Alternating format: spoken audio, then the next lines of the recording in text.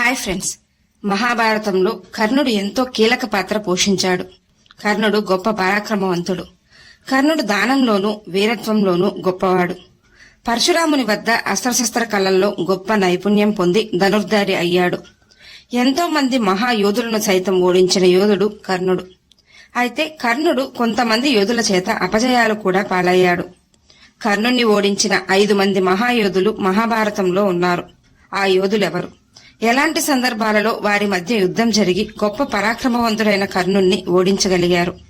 ఆ 5 యోధుల గురించి, వారు కర్ణుణ్ణి ఓడించిన సందర్భాలేమిటి, అలాగే కర్ణుడు ఎందుకు ఓడిపోయాడు, ఇలాంటి సందేహాలన్నింటికీ సమాధానాలు ఈ వీడియోలో తెలుసుకుందాం. వీడియో చూస్తున్న వారిలో ఎవరైనా శ్రీకృష్ణుని భక్తులు ఉన్నట్లయితే తప్పకుండా జై శ్రీకృష్ణ అని కామెంట్ చేయండి. అంతకంటే ముందు ఎవరైనా మన ఛానల్ ని ఫస్ట్ టైం చూస్తుంటే ప్లీజ్ సబ్స్క్రైబ్ చేసుకోండి. అలాగే ఈ వీడియోని తప్పకుండా లైక్ చేయండి. మీ ఒక్క లైక్ మాకెంతో సపోర్ట్ నిస్తుంది. భీముడు మహాబలవంతుడు. కురుక్షేత్ర యుద్ధంలో ద్రోణాచార్యుడు యుధిష్ఠిరుణ్ణి ప్రాణాలతో పట్టుకోవడం కోసం పద్మవ్యూహాన్ని రచిస్తాడు. కాని అందులో అర్జునుని కుమారుడైన అభిమన్యుడు ఒంటరిగా చిక్కుకొని కౌరవ యోధులందరూ కలిసి కుట్ర చేసి మోసపూరితంగా అభిమన్యుణ్ణి చంపేస్తారు. అర్జునుడు తన కుమారుడైన అభిమన్యుడు మరణం గురించి విని ఎంతో దుఃఖిస్తాడు. అందుకు కారణం పాండవ సోదరులను నిలువరించిన జయద్రథుడు అని తెలుసుకుంటాడు. మరుసటి రోజున కురుక్షేత్ర యుద్ధంలో జయద్రథుణ్ణి వధిస్తానని, అలా వధించకపోతే తానే ఆత్మాహుతి అవుతానని అర్జునుడు శపథం చేస్తాడు. మరుసటి రోజు ద్రోణాచార్యుడు జయద్రథుణ్ణి అర్జునుడి నుండి ఎలాగైనా కాపాడడం కోసం శకట వ్యూహాన్ని రచిస్తాడు. అర్జునుడు తన కుమారుడైన అభిమన్యుడి మరణానికి కారణమైన జయద్రథుణ్ణి వధించడానికై శకట వ్యూహంలోకి చొచ్చుకొని పోతాడు. అర్జునుడినే వెంబడిస్తూ అర్జునుడి శిష్యుడైన సాత్యకి కూడా వ్యూహంలోకి ప్రవేశిస్తాడు. వారిద్దరినే వెంబడిస్తూ భీముడు కూడా కౌరవ సైన్యం వైపు వచ్చి కౌరవ సైన్యాన్ని చెల్లాచెదురు చేస్తుంటాడు. భీముని పరాక్రమం ముందు కౌరవ సేనులు భయపడి పారిపోతుంటారు. అది గమనించిన ద్రోణుడు భీముణ్ణి అడ్డుకోమని కర్ణుణ్ణి ఆదేశిస్తాడు. అలా కర్ణునికి భీమునికి మధ్య భీకర యుద్ధం మొదలవుతుంది. అర్జునుడి వైపుకు వెళ్లకుండా కర్ణుడు భీముణ్ణి ఆపడానికి ప్రయత్నిస్తాడు. దాంతో భీముడు కర్ణునిపై కోపంతో 21 బాణాలు వేస్తాడు. కర్ణుడు కూడా భీమునిపై 5 బాణాలు ప్రయోగించాడు. కర్ణుని బాణాలకు భీముని శరీరం రక్తం కారుతూ అతి భయంకరంగా మారింది. అయినా భీముడు పైకి లేచి తన అస్త్రాలతో కర్ణుణ్ణి గాయపరచడమే కాకుండా తన రథాన్ని, రథసారథిని, ధ్వజాన్ని కూల్చేస్తాడు. కర్ణుడి గుండెలపై బాణాలు వేస్తాడు భీముడు. దాంతో కర్ణుడు రథం పోగొట్టుకుని నేలపై నిలబడ్డాడు. అప్పుడు భీముడు కూడా రథం దిగి కర్ణుడితో ద్వంద్వ యుద్ధం మొదలుపెట్టాడు. కర్ణుడు పాండవులను అవమానించిన సందర్భాలన్నీ గుర్తు చేసుకున్న భీముడు పులిలా గర్జిస్తూ కర్ణునిపైకి అనేక బాణాలు వదిలాడు. కర్ణుణ్ణి తీవ్రంగా గాయపరిచాడు. కర్ణుడు కూడా 9 బాణాలను భీమునిపైకి వదిలాడు. కాని భీముడు ఆ బాణాలను లెక్క చేయలేదు. కర్ణుడు మరొక రథం ఎక్కాడు. కాని భీముడు ఆ రథసారథిని చంపి కర్ణుని విల్లును కూడా విరిచేశాడు. కర్ణుని పరిస్థితి చూసిన దుర్యోధనుడు తన సోదరుడైన దుర్జయుణ్ణి పంపించాడు. కాని భీముడు దుర్జయుణ్ణి తన బాణాలతో చంపేశాడు. మళ్లీ కర్ణునికి భీమునికి మధ్య ఘోర యుద్ధం జరుగుతూ ఉంటుంది. అది చూసిన దుర్యోధనుడు కర్ణుడికి రక్షణగా తన సోదరుడైన దుర్ముఖుణ్ణి పంపిస్తాడు. భీముడు కోపంతో దుర్ముఖుణ్ణి కూడా చంపేస్తాడు. కాని దుర్యోధనుడు కర్ణుణ్ణి ఎలాగైనా భీముడి నుండి కాపాడడం కోసం తన సోదరులను పంపుతూనే ఉంటాడు. అలా కర్ణునికి రక్షణగా వచ్చిన కౌరవ సోదరులను దాదాపు 12 మందిని భీముడు చంపేస్తాడు. మళ్లీ కర్ణునికి భీమునికి భీకర యుద్ధం జరిగి భీముని బాణాలకు కర్ణుని కవచం చీలిపోయింది. కర్ణుడి బాణాలను భీముడు ఏమాత్రం లెక్క చేయలేదు. దాంతో కర్ణుడు వెనకడుగు వేశాడు. అలా భీముని చేతిలో కర్ణుడు ఓడిపోయి వెనుతిరిగాడు. గంధర్వులు.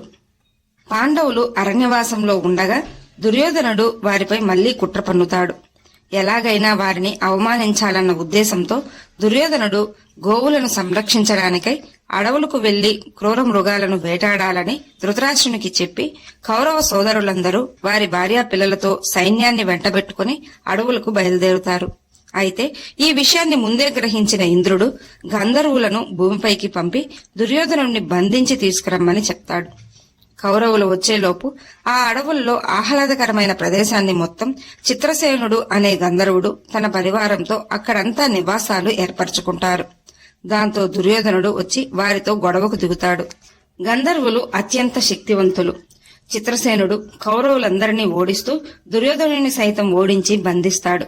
అదే సమయంలో కర్ణుడు గంధర్వులతో అతి భయంకరమైన యుద్ధం చేస్తుంటాడు. ఆ లోపు చిత్రసేనుడు దుర్యోధనుడి భార్యాపిల్లలను అక్కడున్న వారందరినీ బంధిస్తూ ఉంటాడు. కర్ణుడు ఎంతో వీరోచితంగా పోరాడుతూ ఉంటాడు. కాని 1000 మంది గంధర్వులు కర్ణుణ్ణి చుట్టుముట్టారు.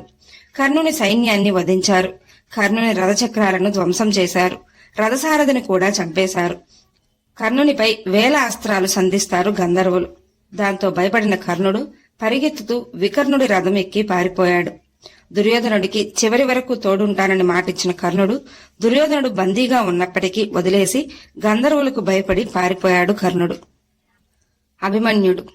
కురుక్షేత్ర యుద్ధం 13వ రోజున పద్మవ్యూహంలోకి ప్రవేశించిన అభిమన్యుడు ఒంటరిగా చిక్కుకొని పోతాడు. అభిమన్యుడు ఒక్కడే అయినప్పటికీ ఎంతో వీరోచితంగా పోరాడుతూ ఉంటాడు. కౌరవ యోధులందరినీ ఓడిస్తాడు. అభిమన్యుడు గొప్ప పరాక్రమవంతుడు. అభిమన్యుని పరాక్రమం చూసిన దుర్యోధనుడు కర్ణుణ్ణి అడ్డుకోమని పంపుతాడు. అలా కర్ణుడికి అభిమన్యుడికి మధ్య భీకర యుద్ధం జరుగుతుంది. అభిమన్యుడు కర్ణుని విల్లును విరిచేసి కర్ణునిపై 100 బాణాలు ప్రయోగిస్తాడు. కర్ణునికి రక్షణగా కర్ణుని సోదరుడు వస్తాడు. అభిమన్యుడు కర్ణుని సోదరుణ్ణి చంపేస్తాడు. కౌరవ సేనలను అడ్డు వచ్చిన వారిని తలలు నరుకుతూ ముందుకెళ్తుంటాడు అభిమన్యుడు. కర్ణుడు సైతం అభిమన్యుని చేతిలో ఓడిపోయాడు. చివరకు కౌరవ యోధులు అభిమన్యుని వీరత్వం ముందు నిలవలేక మోసపూరితంగా అభిమన్యుణ్ణి చంపేస్తారు. అర్జునుడు. పాండవులు అరణ్యవాసం ముగించుకొని అజ్ఞాతవాసానికై విరాట రాజ్యంలో కొలువుదీరుతారు. సంవత్సర కాలం విరాట రాజ్యంలోనే గడుపుతారు. ఎలాగైనా పాండవులను బయటకు తీసుకురావాలని, అంటే అజ్ఞాతవాసంలో వారిని కనుక్కోవడానికై విరాట రాజ్యంలో ఉన్నట్లు అనుమానం వచ్చి విరాటరాజు యొక్క గోవులను దొంగలించి హస్తినకు తరలిస్తుంటారు. విరాటరాజు కుమారుడైన ఉత్తర కుమార కౌరవ యోధులను ఆపడానికై అర్జునుడిని రథసారథిగా తీసుకెళ్తాడు.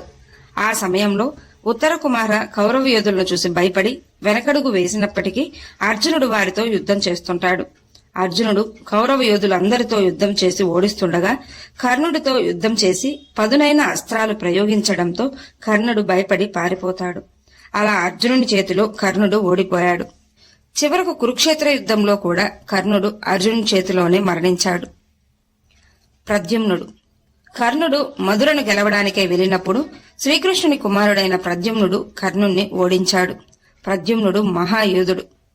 కర్ణుడు ఈ 5గురి చేతిలో ఓడిపోయాడు. ఈ వీడియో మీకు నచ్చినట్లయితే లైక్ చేయండి, షేర్ చేయండి, అలాగే సబ్స్క్రైబ్ చేసుకుని పక్కనే ఉన్న బెల్ ఐకాన్ని ఆన్లో ఉంచుకోండి. Thanks for watching.